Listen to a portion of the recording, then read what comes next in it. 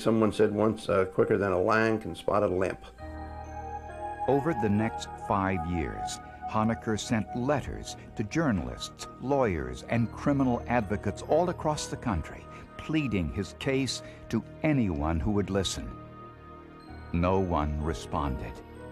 Honecker never gave up hope, but was out of ideas, until one day, on television, he watched the trial of Timothy Spencer, the so-called South Side Strangler.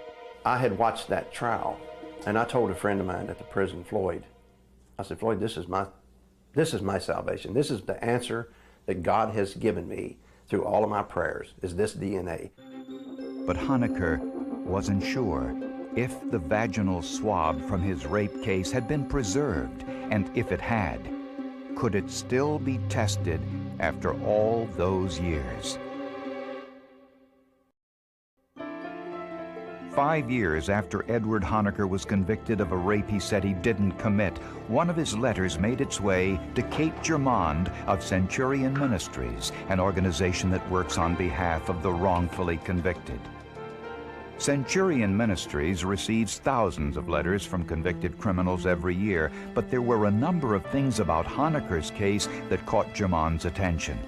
Eyewitness testimony in our country is considered by most people to be the most profound proof of truth. That's the man that did this to me. We all assume, I think through the years we've come to believe that our mind is like a videotape, that it just accurately records whatever we see, whatever we hear, whatever we come in contact with. The reality is, what our memory is actually recording is, yes, what's going on in the moment, but it's also mixed into that is memories, dreams, some little distraction. It's just a huge variety pack. So our memories are actually not accurate at all.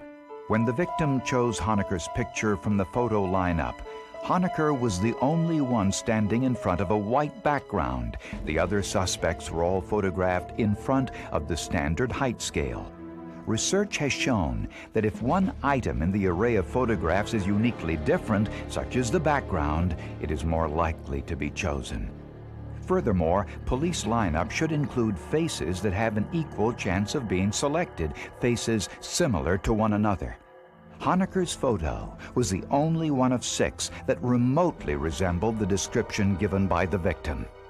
The mugshot spread that was shown to both the victim and her boyfriend, in my opinion, is one of the most tainted mugshot spreads I've ever seen. Centurion Ministries asked the state of Virginia to release the forensic evidence used to convict Honecker.